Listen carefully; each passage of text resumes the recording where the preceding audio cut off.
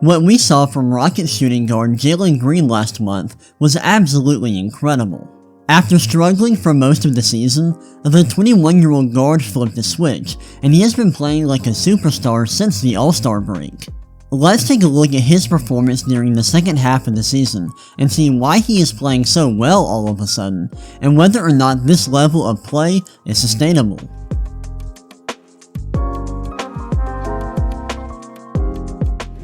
Jalen Green's career up to this point has honestly been mostly underwhelming.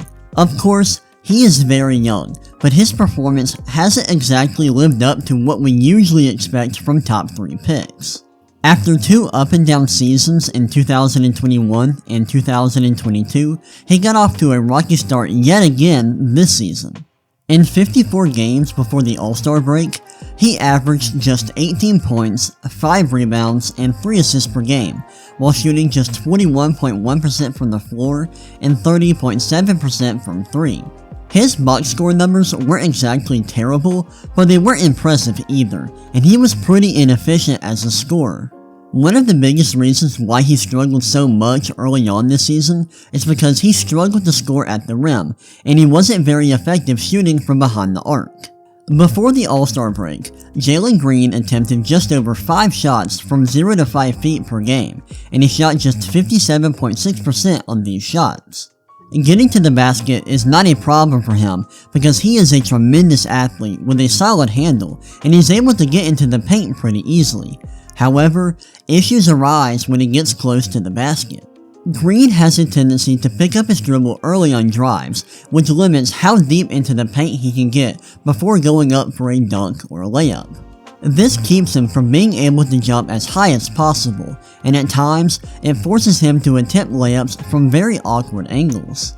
Sometimes he tries too hard to avoid contact, likely because he has a skinny frame, which also leads to him shooting from awkward angles. Another issue I've noticed is that sometimes he drives to the basket and draws a ton of defensive attention, opening up his teammates for easy shots. This is great, but he doesn't always take advantage of this, sometimes electing to take a tough layup rather than making a high-value pass. One final reason why his finishing numbers were so underwhelming early this season is that he struggled to hit floaters. Before the All-Star break, he attempted 33 total floaters and hit just 24.2% of them. These types of shots are quite valuable to have in your arsenal because they allow you to take advantage when defenses play drop coverage. Unfortunately, Jalen did not have this tool in his toolbox early this season. Earlier, I mentioned that he struggled as a 3-point shooter early in the season. This is clear when you look at his overall 3-point percentage, and he struggled in pretty much every area as a long-distance shooter, hitting just 28.2% of his catch-and-shoot threes, 30.9% of his pull-up threes, and 33.9% of his open and wide-open threes. While Jalen Green struggled in the first half of the 2023 season, the second half has been much different for him. In the month of March, he averaged around 29 points, 6 rebounds, and 4 assists per game on 63.1% true shooting. He had some ridiculous performances that month, like a 42-point, 10-rebound performance versus the Wizards, and a 37-point, 10-rebound, 7-assist performance versus the Thunder. His production didn't change in many areas after the All-Star break. However, one area in which he showed a lot of improvement was his scoring. During the first half of the season, he struggled to score at the rim and shoot from distance, but that completely changed about a month ago.